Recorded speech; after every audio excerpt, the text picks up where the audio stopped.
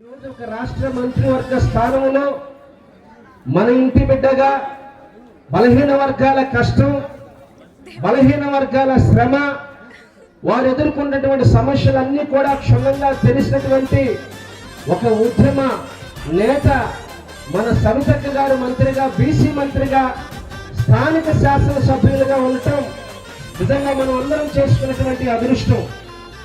ఎందుకంటే 10 రోజుల్లోనే జీవో తేవడం అనేది అది చాలా చిన్న విషయం కాదు.